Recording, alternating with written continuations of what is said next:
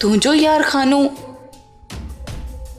यो इल्जाम मामा तुते छो पे लगाए? इल्जाम न है,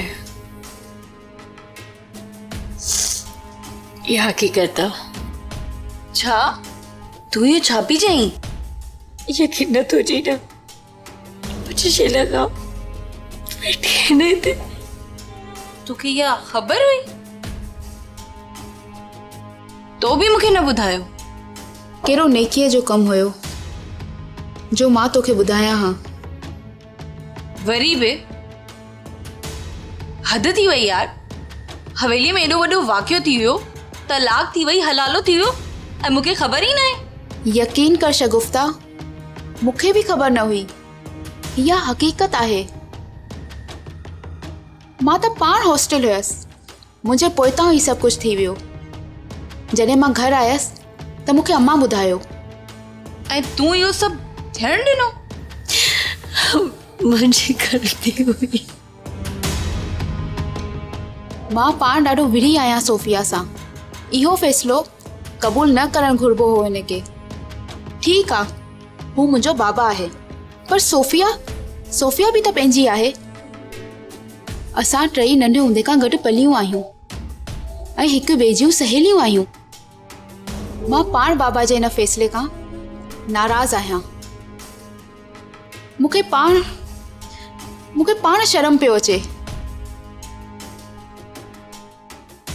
हद करे छड़ी तू सोफिया। तव्हां ई सड़ंदियूं रहंदियूं ऐं मरंदियूं रहंदियूं, पर पंहिंजे हक़ लाइ न विढ़ंदियूं। तव्हां कॾहिं बि पंहिंजा फ़ैसिला पाण न करे सघंदा।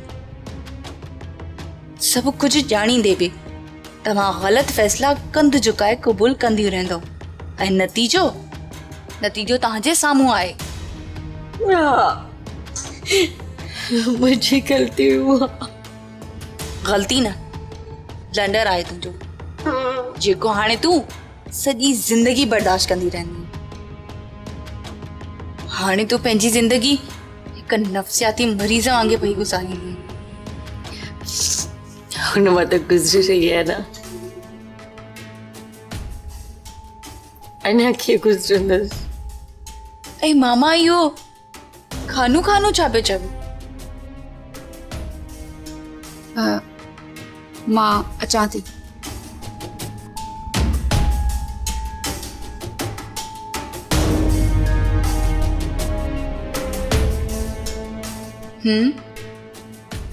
तुझो यार खानू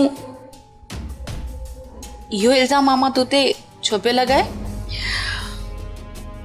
इल्जाम न है, ये हकीकत है।